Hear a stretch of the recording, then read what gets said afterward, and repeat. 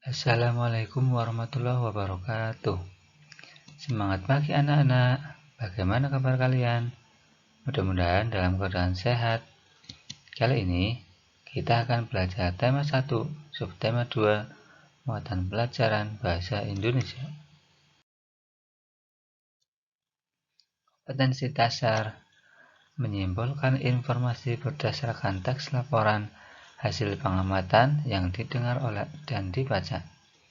Menyajikan simpulan secara lisan dan tulis dari teks laporan hasil pengamatan atau wawancara yang diperkuat oleh bukti. Materi kali ini akan membahas kalimat utama, ide pokok, dan kalimat penjelas.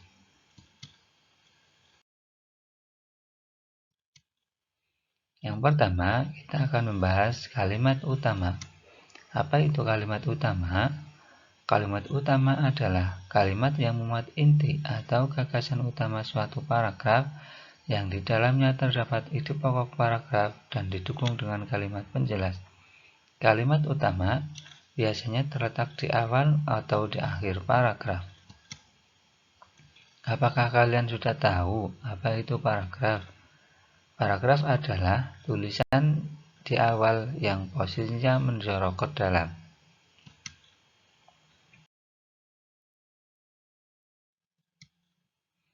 Contoh 1. Masih banyak yang belum memahami bahaya membuang sampah elektronik di sembarang tempat. Padahal, sampah elektronik dapat mengakibatkan sejumlah dampak buruk bagi lingkungan jika dibuang tidak pada tempatnya. Pada kalimat di atas, letak kalimat utama ada di awal paragraf, yaitu kalimat yang bergaris bawah. Mari kita baca lagi. Kalimat utamanya adalah masih banyak yang belum memahami bahaya membuang sampah elektronik di sembarang tempat.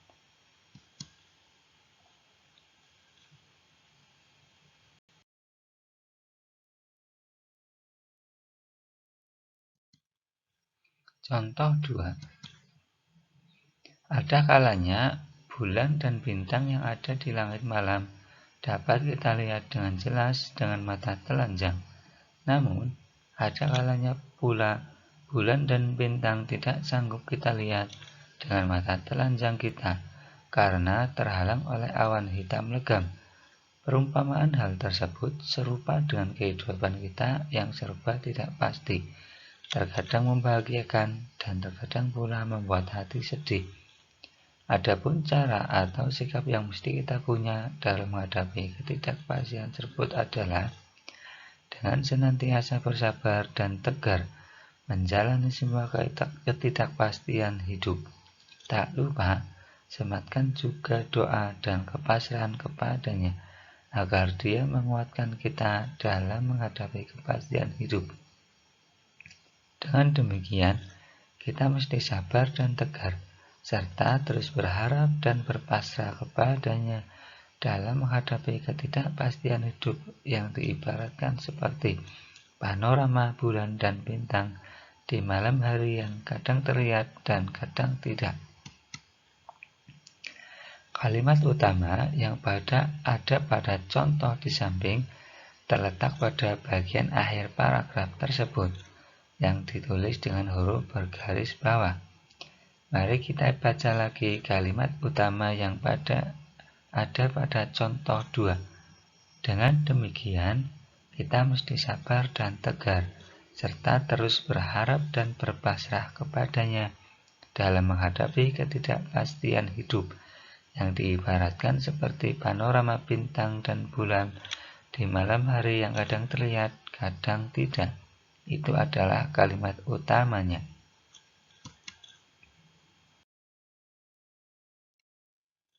Ide pokok atau gagasan utama. Ide pokok atau gagasan utama adalah inti suatu paragraf atau ide atau gagasan yang menjadi pokok pengembangan paragraf. Ide pokok ini terdapat dalam kalimat utama, akan tetapi tidak disajikan secara utuh dalam kalimat utama, melainkan intisari kalimat utama. Dalam suatu paragraf, hanya ada satu ide pokok.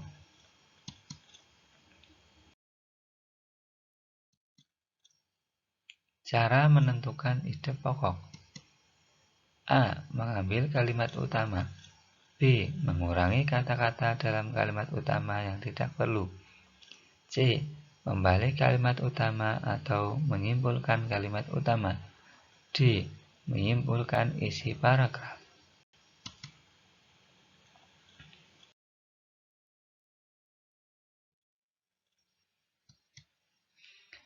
A. Mengambil kalimat utama. Contoh, buah kedondong memiliki berbagai manfaat. Buah ini bisa dijadikan bahan rujak yang lezat. Buah ini juga bisa dijadikan manisan. Kalimat utama paragraf di atas adalah kalimat pertama, yakni buah kedondong memiliki berbagai manfaat. Ide pokok sama dengan kalimat utama, sehingga ide pokoknya adalah buah kedondong memiliki berbagai manfaat.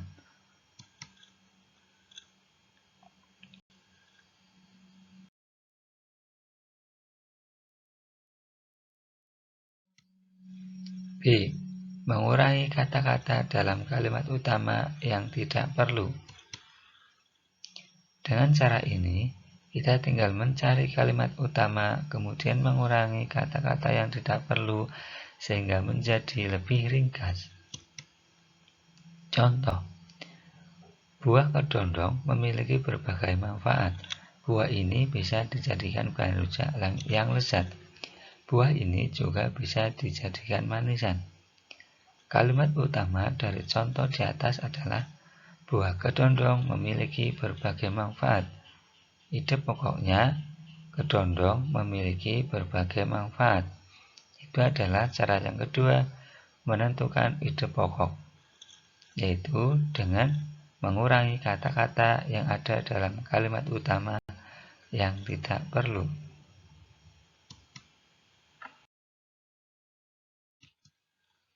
C. Membalik kalimat utama atau menyimpulkan kalimat utama.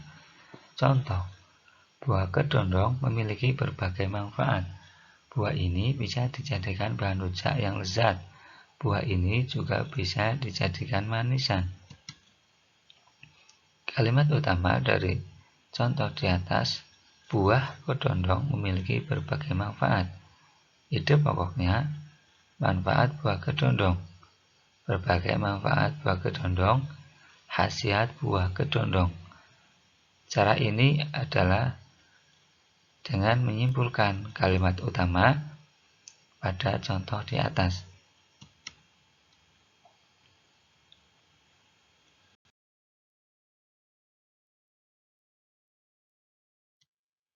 Menyimpulkan isi paragraf. Contoh, ini adalah hewan berkaki 4. Hewan ini terdapat herbivora atau pemakan tumbuh-tumbuhan. Dagingnya menjadi komoditas pokok di Indonesia. Saat hari raya Idul Adha, hewan ini sering dijadikan hewan kurban. Hewan ini adalah sapi. Kalimat utama pada contoh di atas adalah hewan ini adalah sapi. Ide pokoknya, ciri-ciri sapi. Karena paragraf di atas membahas tentang ciri-ciri sapi.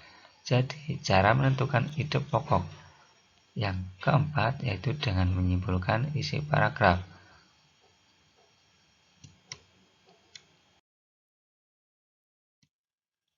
Kalimat penjelas.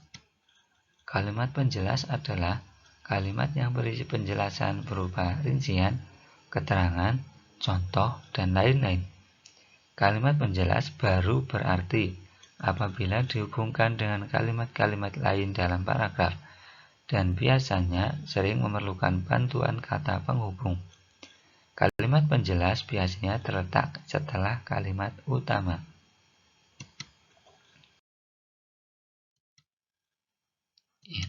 Demikian tadi pembahasan kita pada kali ini, yaitu pelajaran bahasa Indonesia. Mudah-mudahan bermanfaat. Wassalamualaikum warahmatullahi wabarakatuh.